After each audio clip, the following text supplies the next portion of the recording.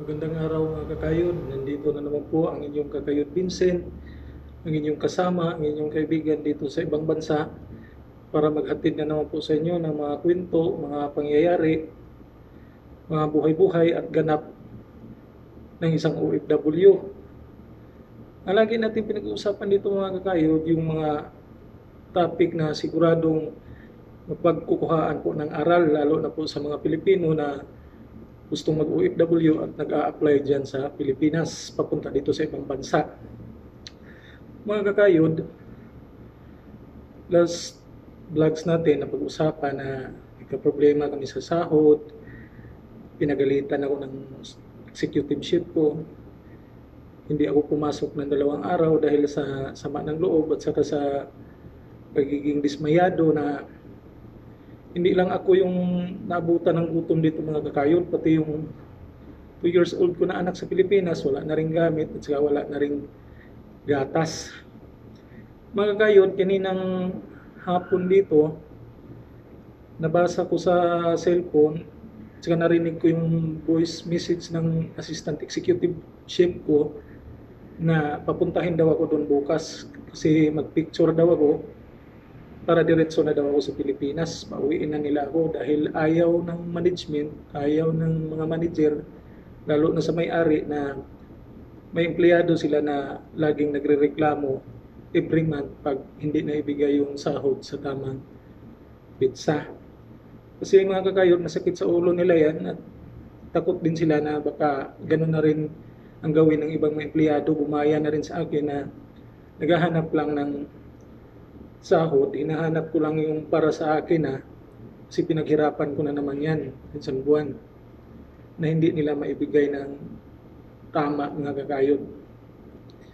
Mga kakayod, pagpunta ko bukas sa opisina, kung yun talaga yung desisyon nila at yun din yung ibigay talaga ng Panginoon na mangyari na makauwi ako sa Pilipinas, ipagpatuloy ko pa rin mga kakayod yung vlog natin kahit nasa Pilipinas na ako, na ganun pa rin, educational pa rin sa mga aspirant OFW kahit nandun ako sa Pilipinas.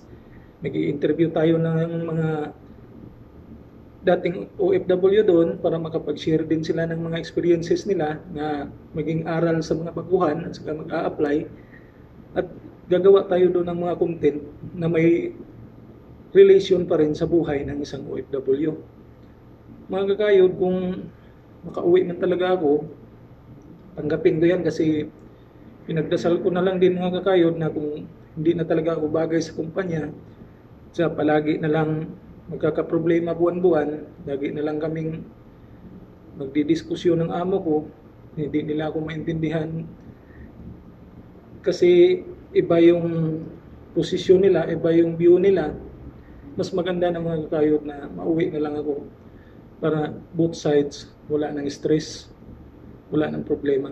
Saka pinagdasal ko na lang din mga kakayod na pag nasa Pilipinas na ako, hanap ako ng hanap buhay doon na ikita naman para may panggastos ako sa, lalo na sa anak ko.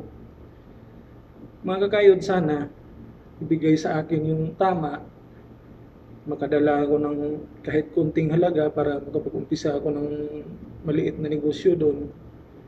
At sana mga kakayod, baguhin na nila yung style nila na every month hindi talaga sila nakakasahod sa tamang pizza para sa mga manggagawa nila. Mga kakayod, naihanda ko na yung sarili ko kung anong mangyayari bukas, basta pinagdasal ko lang. Wala lang sanang ipitan na mangyayari, wala lang sanang pahirapan. Kung pauwiin nila ako mga kakayod, sana smooth, sana mabilis, sana wala na marami pang sat-sat na mangyayari. Kasi alam ko mga kakayod, pagod na rin sila sa akin, hindi talaga nila ako maintindihan kung bakit ako nagbubunganga sa panahon ng sahuran na hindi ko makuha yung sahod. Kasi hindi talaga nila maintindihan mga kakayod na pinunta ko dito, hindi lang sa sarili ko, lalong-lalo na yung pinakarason na nagpunta ako dito dahil sa anak ko. Pero ngayon mga kakayod, anak ko wala ng gamit, wala ng gatas, ako wala ng pagkain. Parehas kaming nagsuffer at saka malayo pa ako doon sa kanila. Napaka useless mga kakayod. Mga kakayod, sana kung mauwi man ako doon, susuportahan nyo pa rin yung channel natin. Saka ipagdasal ko rin na mas lalo pang dadami yung manonood, susubaybay sa ating videos. Kasi hindi po ako hihinto sa pagbibigay sa inyo ng mga pointers, ng mga katotohanan na pangyayari ng isang OFW para po lalong mapagkunan ng aral ng mga mag-a-apply at saka aspirant na maging OFW. Mga kakayod, ang hirap magsalita ng totoo dito kasi ang dami mong masagasaan, saka ikaw pa yung magiging masama. Kaya Panginoon na lang bahala sa kanila. Saka magdasal din ako, ipagdasal nyo rin akong mga kakayod na smooth sailing yung pag-uwi ko sa ng Pilipinas, kung pauwiin man talaga nila ako para wala nang reklamo pagdating doon sa Pilipinas. Sana bigyan nila ako ng tama para sa akin. Mga kakayod, ang problema lang talaga sa kumpanya ko, umpisa ng pagdating hanggang ngayon, isang buwan na lang para mag-isang taon ako dito, yung sa sahod lang talaga mga kakayod, at saka hindi nila maibigay ng tamang panahon, at saka ayaw nila na ikaw mismo magpupursige ka na i-pressure sila na ibigay na yung sahod mo, ibigay na ng sahod sa mga manggagawa. Kasi ang may-ari mga kakayod, siya talaga yung nagkontrol lahat. Siya yung nagbibigay ng go signal kung kailan magpasahod. Kaya siguro may mga panahon nagipid siya, kaya umaabot na lang ng pizza 12 hanggang 15 hanggang 20, hindi pa siya nakapagbigay. Naiintindihan ko naman yun mga kakayod, pero ang sa akin na lang, ayoko na ng stress, ayoko na ng problema. At saka sana maintindihan na lang din nila na mas magandang desisyon na uuwi na lang ako para both sides wala ng stress. At mag-umpisa na lang ako doon mga kakayod. Sana lumago yung uumpisahan kong negosyo para hindi na ako malayo doon sa pamilya ko, lalo na sa anak ko. Mga kakayod, hindi ko kayo kilala kung sino yung mga nanonood sa aking vlog na umaabot na ng 300 plus. Maraming salamat po sa inyo na kahit ganito lang yung channel natin, walang mga arte, walang mga andaming mga nilalagay na stickers, walang intro, walang caption.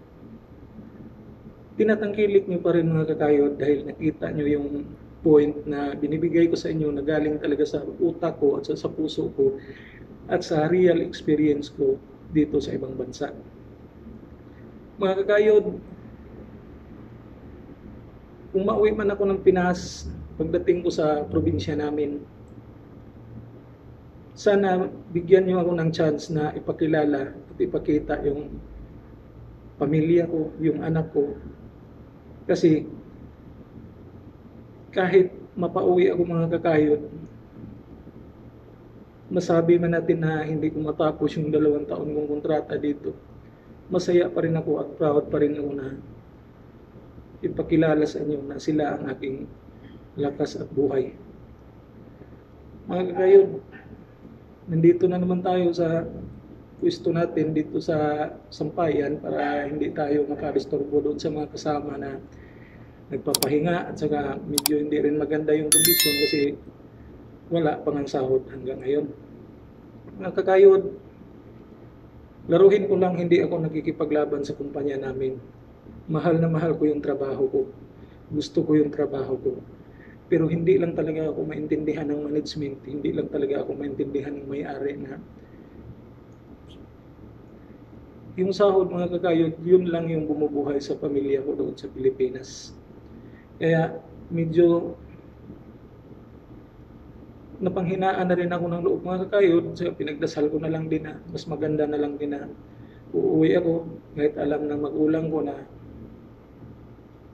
sila mismo hindi sang-ayon na hindi ko tapusin yung kontrata ko. May mga utang pa kung hindi nabayaran doon sa Pilipinas. Pero Pipiliin ko na lang mga kakayod na mauwi kaysa sa magtiis na buwan-buwan laging nai-stress dahil hindi nabibigyan ng sahod sa tamang pizza. Mga kakayod, alam kong hindi lang ako yung dumaan sa ganitong problema bilang isang OFW.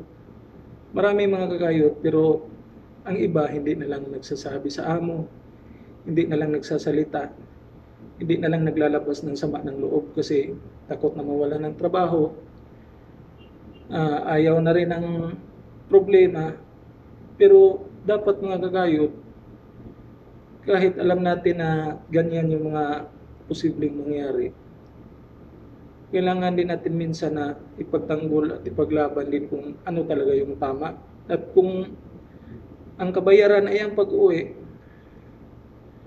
Panginoon na lang bahala mga kakayod, basta smooth sailing lang, wala nang maraming problema, wala nang maraming daldal, tanggapin ko na lang mga kakayod. Mga kakayod,